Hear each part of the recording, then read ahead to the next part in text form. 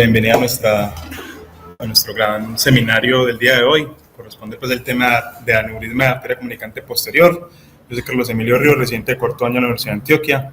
Entonces, a modo de introducción, empezaremos con una breve, un breve resumen pues de lo que es los segmentos de la carótida para que podamos entender dónde van a estar los aneurismas pues, de los que vamos a hablar hoy. Recordemos pues que en general hay múltiples clasificaciones sobre pues, los segmentos de la carótida.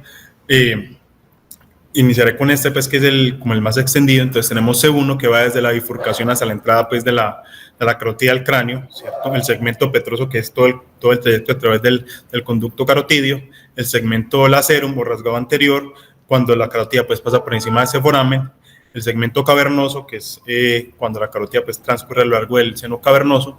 El segmento clinoideo, que corresponde pues, justo pues, a la salida de la carótida del seno cavernoso y que corresponde pues, a la clinoides.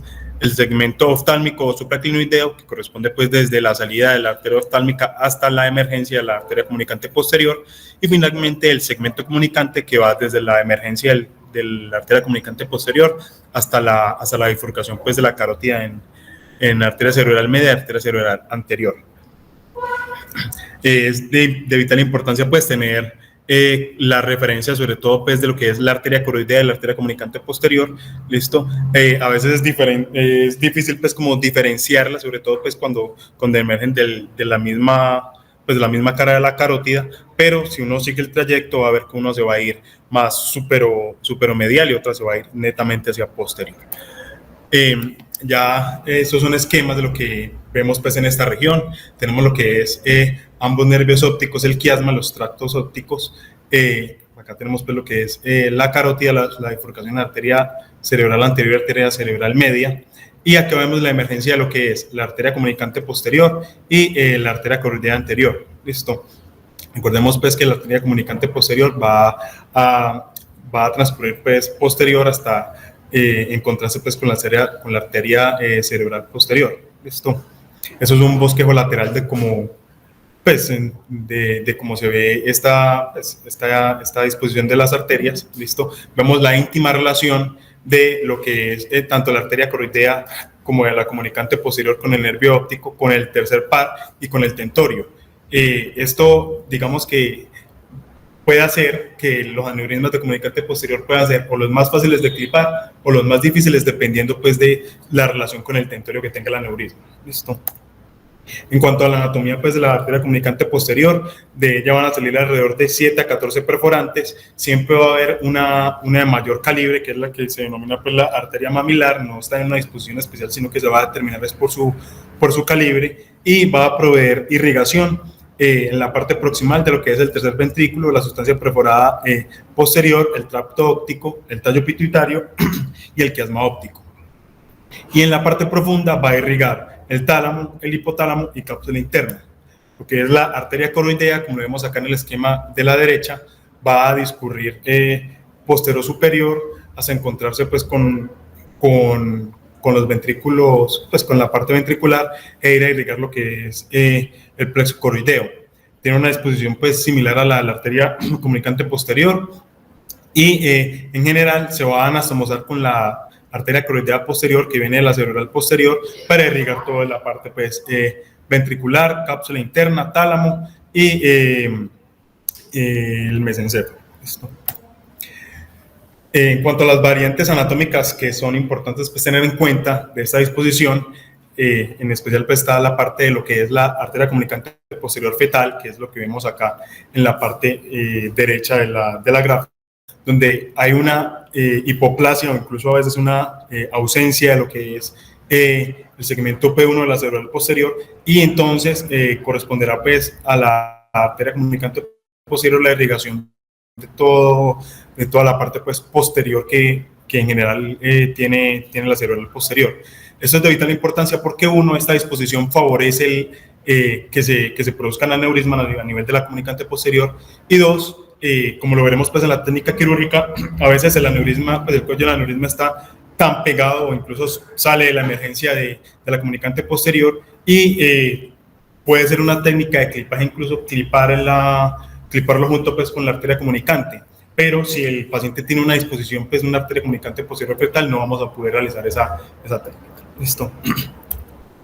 Eso es un bosquejo pues en general de las estructuras que vamos a ver. Vemos pues las dos carótidas. Listo, acá vemos pues el segmento oftálmico con la emergencia de la arteria oftálmica, el segmento comunicante con la emergencia de la comunicante posterior y de la arteria coroidea, y la expresión final pues de lo que es la bifurcación, la relación con lo que es la arteria basilar, las arterias cerebrales posteriores, el quiasma óptico y los tractos ópticos. Listo.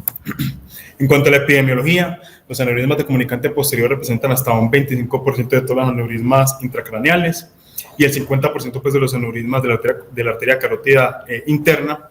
Van a tener en general 3 formas de presentación, como hemorragia subaracnoidea, que es la más frecuente, alrededor del 43%, un tercer par completo, que puede ser el único síntoma aislado, como lo veremos más adelante, o como un hematoma subdural agudo no traumático, que puede ser hasta el 7% pues, del debut de los pacientes. Listo. Por la anatomía y las relaciones pues, adyacentes al sitio donde va a estar el aneurisma, como les decía, puede ser o el más fácil de clipar o puede ser el más difícil, dependiendo pues, de la relación que tenga el aneurisma con el tentorio, el tercer par y el nervio óptico. Listo. En cuanto a los conceptos generales, como lo he mencionado, en general es una anatomía variable, tiene amplias clasificaciones. Conocer la anatomía es vital para determinar tanto la localización del aneurisma, la vía de abordaje, incluso el tratamiento pues, que le vamos a ofrecer. Listo.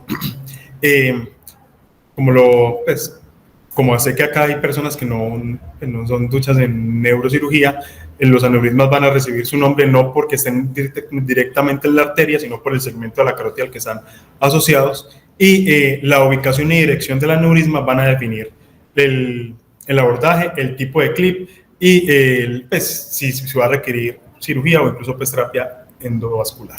¿Listo? Siempre se debe tener pues, un control proximal para prevenir el sangrado en caso pues, de ruptura. ¿Listo? Siempre se debe hacer una disección en general 360 grados del aneurisma para evidenciar los vasos que estén cercanos y no cliparlos. ¿Listo? Y siempre pues sería ideal siempre tener un Doppler para evidenciar pues, que las estructuras adyacentes no se comprometieron cuando se clipa el aneurisma. ¿Listo? En cuanto a los signos y síntomas, cefalea, sobre todo pues, con hemorragia subaracnoidea, tercer par aislado, que suele ser completo para la exposición de las fibras parasimpáticas en el nervio, que suelen estar pues, hacia la periferia, el hematoma subdural espontáneo, hemorragia del lóbulo temporal, y cuando hay hemorragia subaracnoidea suele haber una extensión hacia el cuerno temporal del ventrículo lateral. En cuanto al riesgo de sangrado establecido pues, por el grupo de ICUIA, entonces los aneurismas menores de 7 milímetros en general, en este estudio el riesgo pues, de sangrado fue del 2.5%, entre 7 a 12 milímetros fue del 14.5%, entre 3 a 24 del 18.4% y más de 25 milímetros del 50%. Como lo veremos más adelante, hay estudios pues, que muestran que incluso aneurismas con menos de 7 milímetros pueden tener un riesgo bastante significativo pues, de ruptura. Listo. El riesgo pues, acumulativo por año de ruptura es más o menos del 0.5% de los pacientes que están asintomáticos. El 85% de las rupturas de los aneurismas van a estar en pacientes que tengan un aneurisma menor de 10 milímetros. Y a pesar de que el paciente tenga un aneurisma pequeño, en general menor de 4 milímetros, no implica que el paciente no tenga riesgo de ruptura. ¿Listo? Y pues el riesgo de ruptura es similar pues, a los otros aneurismas de la circulación anterior, y el riesgo de ruptura pues, a los 6 meses puede ser del 50% y luego de 3.5% acumulativo pues, en años en los pacientes pues, que ya hicieron algún síntoma. ¿Listo? Acá les traigo pues, un estudio que lo que hizo fue estudiar los factores clínicos y morfológicos de los aneurismas relacionados pues, con mayor riesgo de ruptura. Fue un estudio retrospectivo con 134 pacientes, que incluyó pacientes desde 2003 hasta 2012. 39 pacientes presentaron aneurisma roto, 95 no rotos, y las características del aneurisma se basaron pues, en lo que era el angiotac.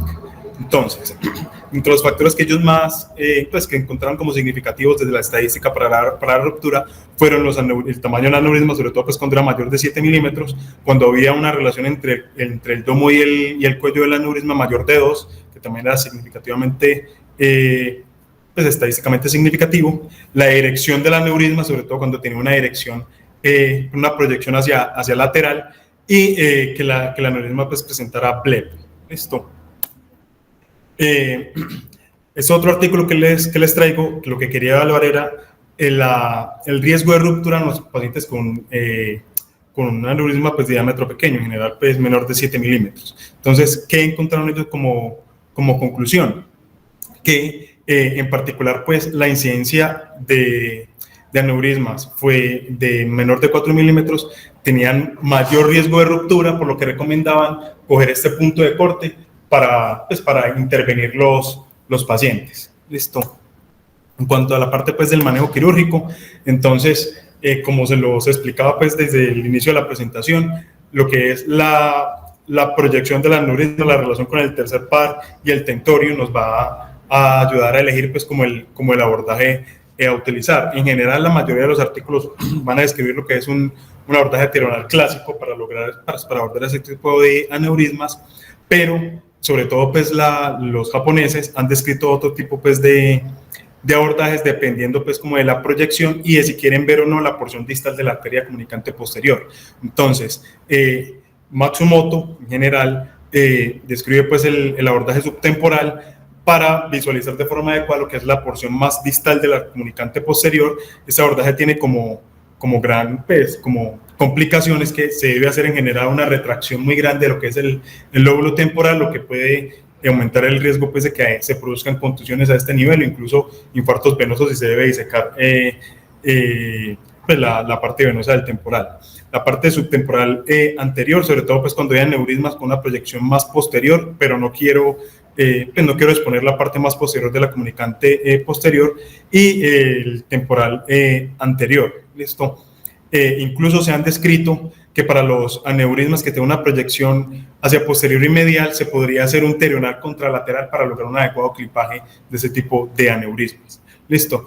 Acá en la gráfica de la derecha es lo que vemos vemos como la porción que vamos a exponer de acuerdo pues a cada tipo de abordajes. En general, lo que vamos a ver si hacemos un terional clásico va a ser esta porción, listo, exponiendo pues lo que es la bifurcación de la carótida, el inicio de la comunicante posterior, el nervio óptico pues ipsilateral y el quiasma, listo. Pero si yo lo que quiero es si un aneurisma con una proyección muy posterior e inferior, entonces puedo hacer un temporal anterior o un subtemporal, listo. Lo que yo les mencionaba pues de la proyección del aneurisma, entonces si el aneurisma es netamente supratentorial, digamos que goleamos, porque apenas levantamos apenas hacemos una retracción del frontal nos vamos a encontrar con lo que es la carótida y la proyección del aneurisma y no vamos a tener que lidiar mucho con el tentorio.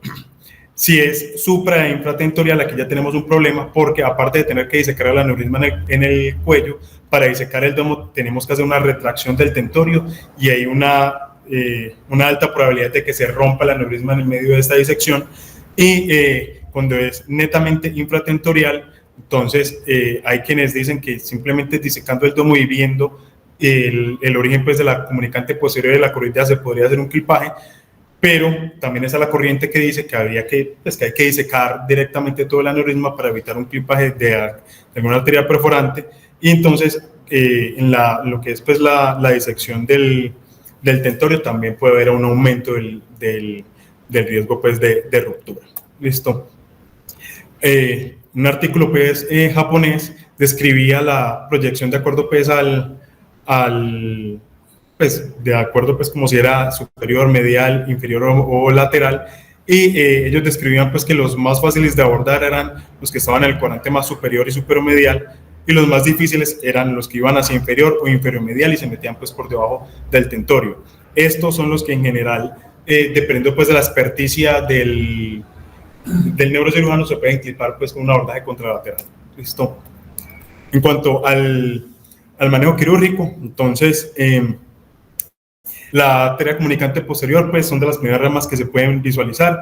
En general, para visualizar lo que es el origen de la comunicante no se requiere una disección importante del valle, pero sí se recomienda una disección próxima hasta exponer, pues, M1. ¿Listo? Deben posicionarse, pues, las valvas, sobre todo para hacer una retracción frontal. Debe evitarse, pues, la retracción del temporal para minimizar, pues, el riesgo de ruptura. Y en general, la clinidectomía, pues, es muy poco frecuente. En cuanto a los proyectos de si se debe hacer clinidectomía o no en ese tipo de aneurismas, entonces hay un estudio, pues, que escribió que si la distancia entre el origen de la comunicante posterior y la clinidectomía era menor de 4.7, debería realizarse, pues, clinidectomía para lograr una buena exposición de lo que es el cuello del aneurisma. Listo. Y cuando se expone, pues, el cuello se debe clipar teniendo cuidado, pues, de no ir a clipar lo que es la comunicante de la coroidea, las ramas de la comunicante, sobre todo, pues, la arteria mamilar, y si es posible, pues, si es posible o no, de forma obligatoria se debe visualizar el tercer par. Listo. En cuanto al riesgo intraoperatorio, es el segundo aneurisma que más se rompe, pues, en cirugía, sobre todo, como se les decía, cuando tiene una disposición supra infratentorial o netamente infratentorial. En cuanto a los factores de riesgo, pues, de ruptura intraoperatoria, es que el paciente, pues, tenga una hemorragia subaracnoidea y no uso, pues, de clip temporal. Listo. La morbilidad en el operatorio en general es baja, ¿cierto? Es del 5%. Cuanto al abordaje, pues, ya quirúrgico, entonces les voy a traer lo que es el abordaje que más se utiliza, que es el abordaje terrenal clásico.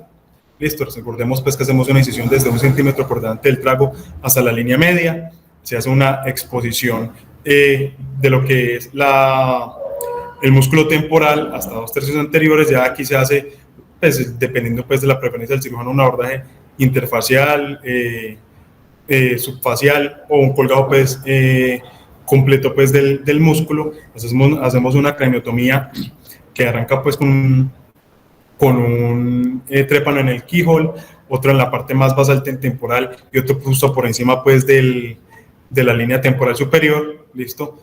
Se hace, pues, la retracción, pues, la craniotomía. Se puede abrir la dura madre en 2 tiempos o pues, un solo corte en forma de S con la base, pues, hacia anterior. Recordemos, pues, que tenemos que hacer un fresado de lo que es el ala del esfenoides para lograr una buena exposición, pues, hacia anterior. Listo. Reconocemos lo que es las venas silvianas, lo que está la fisura.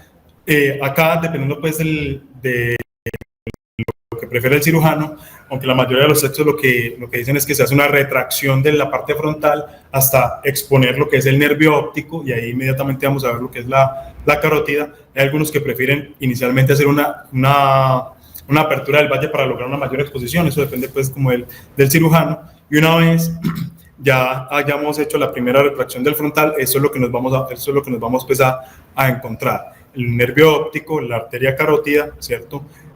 La bifurcación, arteria cerebral anterior, arteria cerebral media. Vamos a localizar lo que es el origen de la comunicante posterior. Tenemos que buscar siempre también el origen de la arteria coroidea. Listo.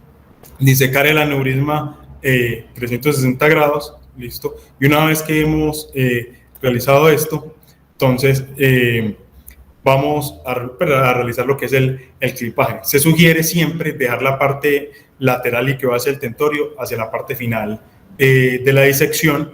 En este punto, como es el que más ruptura, pues, el que más riesgo de ruptura tenemos, se sugiere hacer esta disección con un clipaje, pues, con un control proximal, listo, para evitar, pues, que si el aneurisma se rompe tengamos un sangrado profuso. Estas son imágenes, pues, intraoperatorias de lo que nos vamos a encontrar. Vemos acá, pues, en la imagen superior lo que es el segundo par, la arteria carótida interna, listo, el origen de la comunicante posterior, que es lo que vamos a disecar, y finalmente pues, la exposición que debemos tener es esta que vemos acá a la derecha, listo, y con un clip que en general se puede hacer con un clip recto, pero se recomienda también hacerlo con un clip en bayoneta para lograr visualizar bien las estructuras, pues, sobre todo el origen de la comunicante posterior y la arteria coroidea anterior al momento, pues, del clipaje. Esa es una imagen mucho más bonita, un procedimiento, pues, quirúrgico. Vemos entonces lo que es nervio óptico, ¿cierto? Origen de la arteria comunicante posterior, el aneurisma, y vemos cómo se diseca incluso la arteria mamilar, listo, para lograr un adecuado pues clipaje sin necesidad pues de tener que clipar la arteria con un clip en bayoneta. En cuanto cuando preferir el manejo conservador versus cirugía, entonces se prefiere pues cirugía en los pacientes con edad menor de 50 años, que tengan un patrón fetal porque tienen mayor riesgo de que el aneurisma progrese en el tiempo, anatomía que no sea adecuada ni para cirugía ni para terapia endovascular, y que tenga parálisis del tercer par, como lo vamos a ver más adelante. Se prefiere un tratamiento conservador, pues primero, si el paciente no desea ningún tipo de tratamiento. Segundo, en general, pacientes mayores de 75 años, aunque hay literatura reciente que incluso pues, en pacientes mayores de 80 años los riesgos no son superiores que operarlos más jóvenes. Tamaño pequeño, que como también se los mostré, con un aneurisma incluso de 4 milímetros ya hay un riesgo importante pues, de ruptura, ¿listo? Y en general, si hay una dirección del aneurisma hacia posterior inferior, ¿listo? En cuanto a la terapia endovascular, entonces aquí quiero hacer un paréntesis, es que hay mucha evidencia de los inicios de la terapia endovascular y la mayoría de los metaanálisis meten esos estudios, entonces digamos que eso sobreestima el riesgo de recurrencia o de reintervención. También hay que aclarar que con el uso de stents, esos riesgos son muy bajos, casi que menores del 3%, ¿listo? Pero lo que traigo acá pues, son los metaanálisis que incluyen todos los estudios pues, que se han publicado. Entonces, en general, lo que muestra la literatura pues, unas tasas de recurrencia del 33%, eso era solamente cuando había COVID. Vuelvo y repito, con el uso de stents, estas tasas de recurrencia y de reintervención son demasiado bajas, ¿listo? Tasas de reintervención de hasta el 20%, y al inicio pues, de la terapia endovascular eran el segundo grupo pues, de los aneurismas más frecuentes. El riesgo de resangrado durante la terapia posterior a la terapia es de un 0.6 a un 2.6%, y sobre todo se va pues, en aneurismas gigantes entre 15 y 26 milímetros. Hay en aneurismas pues, de bajo tamaño, la tasa de recurrencia es muy poca, y en general cuando la relación entre el cuello y el domo es menor de 2, la tasa de recurrencia es casi que nula. Listo. Y el riesgo pues, de resangrado si la embolización pues, es incompleta, pasa del 1 al 17%.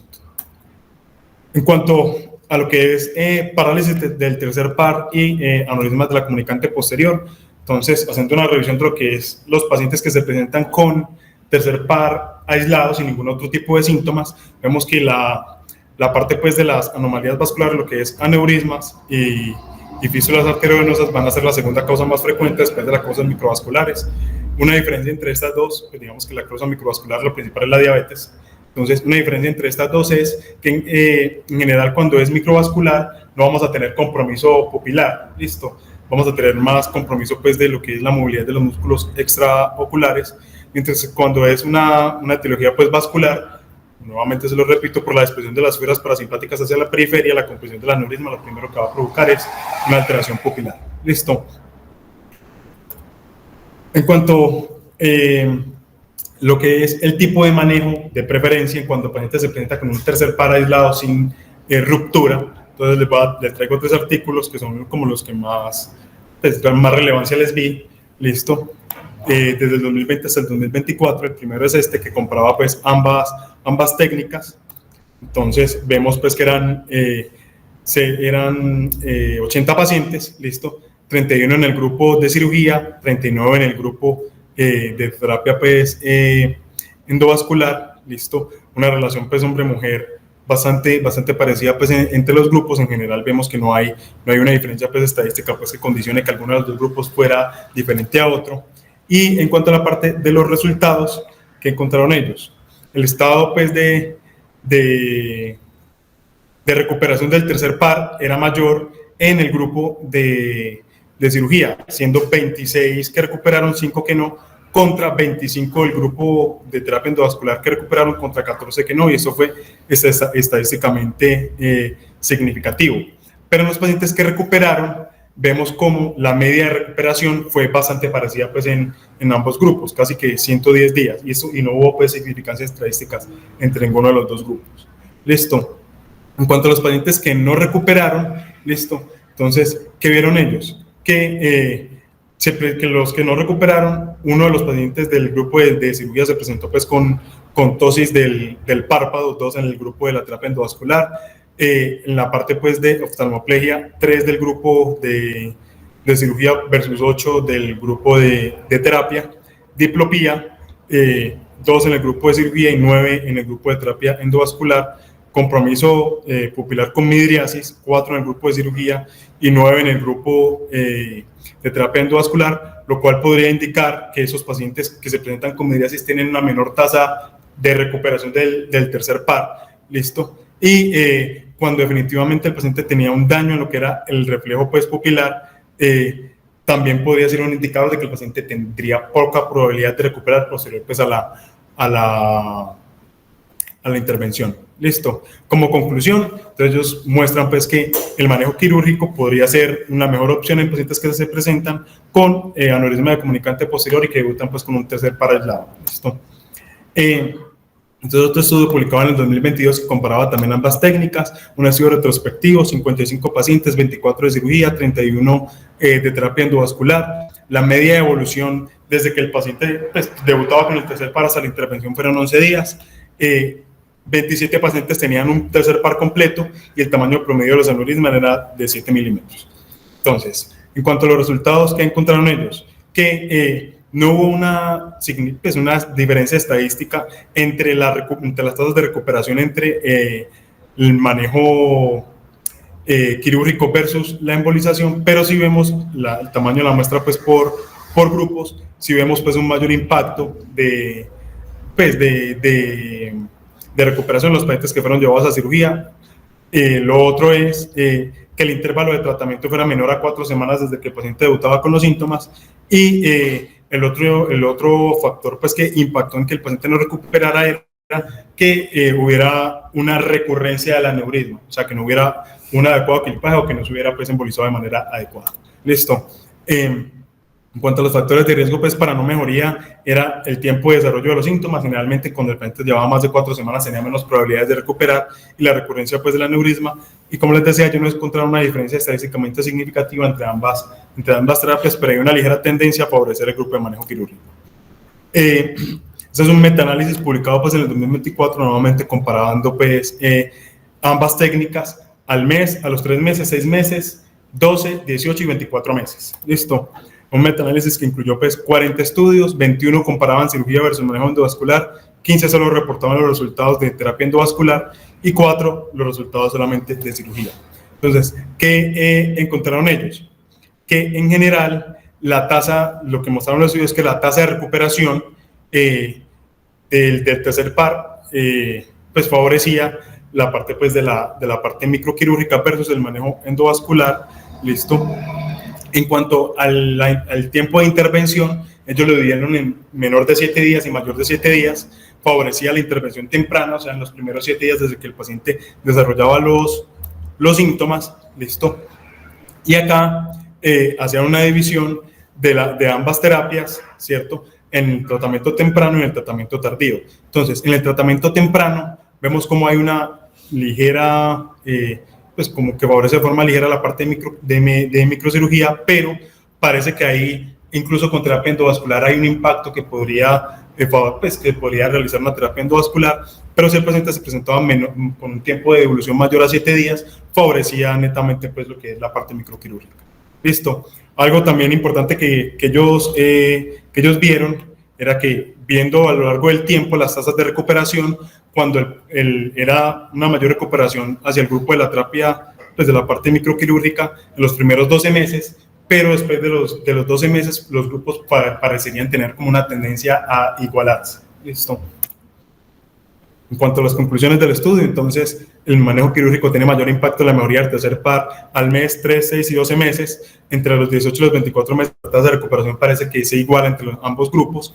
Y la intervención los primeros 7 días mejora los desenlaces en estos pacientes. Listo. En cuanto a los riesgos asociados pues, al tratamiento de este tipo de aneurismas, listo.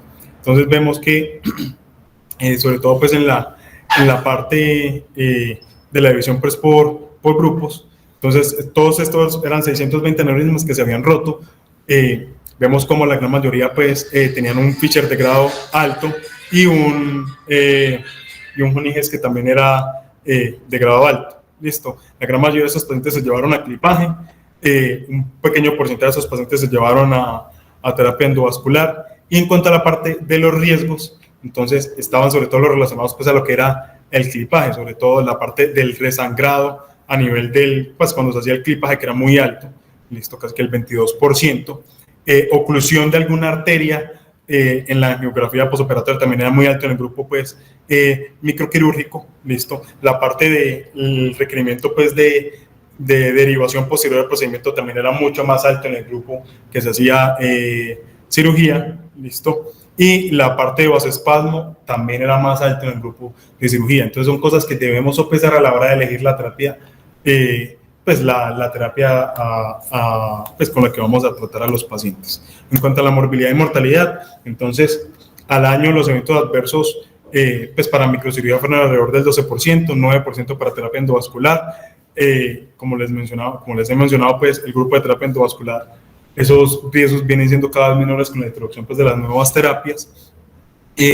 La mortalidad pues en microcirugía es del 2.7, la número pues que la terapia en endovascular es de 3.4, morbilidad en microcirugía es del 9%, en terapia del 6%. Los aneurismas no rotos tienen menor morbilidad, pues digamos que eso es algo que se infiere de manera obvia, listo, siendo mucho menor pues en el grupo de terapia endovascular, y las secuelas neurológicas suelen ser muy parecidas pues entre ambos grupos, listo. El tercer paso pues, es bastante frecuente en ese grupo, un 20% de los aneurismas de comunicante van a debutar con este cuadro, listo, el 80% de las parálisis van a tener un origen pues, de la comunicante, el 70% tiene parálisis completa, el 30% tiene una parálisis parcial y solamente el 17% presenta cambios pues, pupilares y como lo vimos en los estudios, esos cambios pupilares van a impactar en la tasa de recuperación al final de los pacientes. Listo. El porcentaje pues, de recuperación es directamente proporcional, es inversamente proporcional, perdón, al tiempo en el que se ejecuta la terapia. Hasta el 83% se va a recuperar si se hace la terapia pues, en la primera semana, listo. Un 30% va a lograr la recuperación después de 2 semanas y un 17% después del mes. En la terapia pues, endovascular, en el mejor de los casos, puede haber una recuperación alrededor de un 60%, listo. Y en cuanto a las conclusiones, entonces, los aneurismas de comunicante posterior son en realidad desafiantes, se requiere un conocimiento pues, amplio de la anatomía cerebral para lograr buenos desenlaces.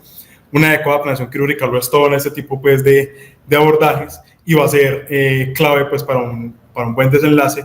Y es en general, digamos que la terapia endovascular y la cirugía tienen resultados similares. La terapia endovascular tiene menores tasas de complicación, pero si el paciente se presenta pues, con un tercer par, el abordaje pues, que se debería hacer es microquirúrgico. Y eso es todo.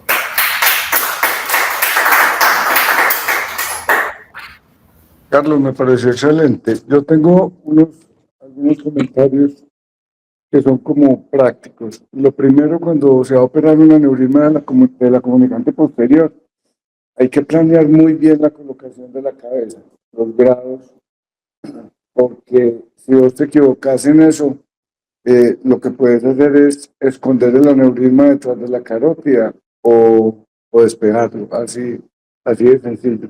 Y cuando el aneurisma se esconde detrás de la carótida porque usted no dio una rotación adecuada, va a sufrir mucho en cirugía.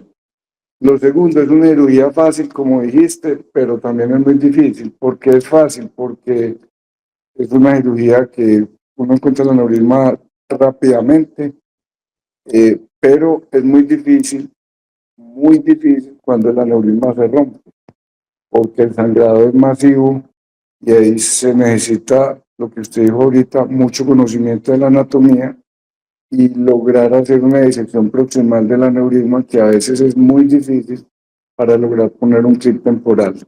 Entonces, para evitar el sangrado es muy importante nunca colocar valva. Pero si usted tiene que colocar valva, colóquela en el frontal, nunca en el temporal. Lo que yo hacía, que me daba muy buen resultado, es poner un algodón entre el temporal y la base del temporal, abajo. ponen un algodón para separar el cerebro y es impresionante lo que abre el valle silviano en la profundidad. Usted ve, se le hace una apertura lateral que le evita a usted una disección. Un truquito muy, muy fácil de aplicar. Y estos aneurismas se complican más por la arteria por la coroidea que por la comunicante, porque uno está más pendiente de la comunicante que de la coroidea. Muchas veces la coroidea está ahí pegadita del aneurisma y uno no la ve. A veces me ha parecido a mí muy difícil verla porque hace cuerpo con la, con el cuello distal del aneurisma y entonces usted al poner el chip se la lleva y el paciente queda hemipléjico. No es más, yo no tengo más comentarios, muy buena la charla. Bueno, ¿algún comentario?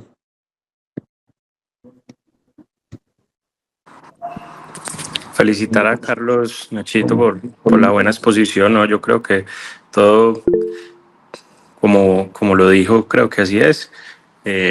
Muy clara la exposición. No sé si Jason tenga alguna anotación, el doctor Gabriel, que nos visita, tengan algún comentario. Buenos días. Hola, Jason. Excelente presentación y básicamente lo que debe quedar de mensaje es que la mayoría de los pacientes que tienen aneurismas comunicantes de este segmento necesitan tratamiento.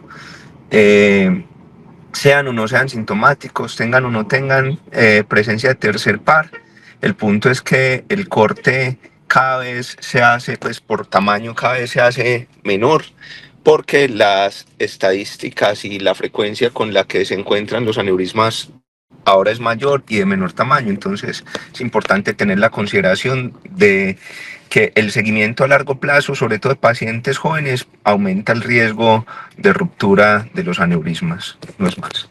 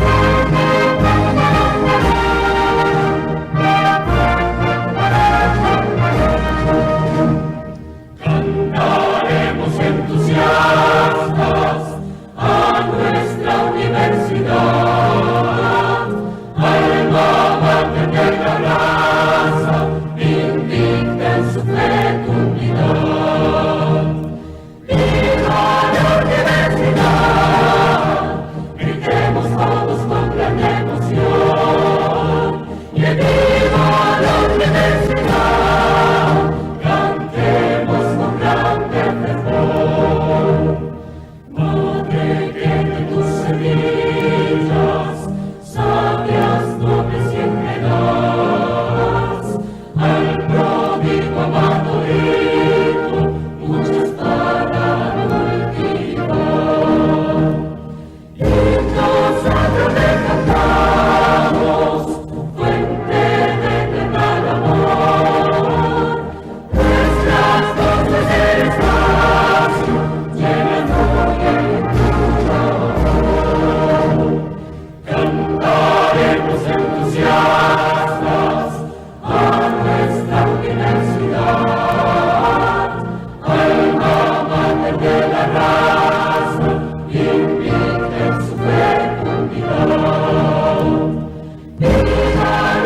universidad, gritemos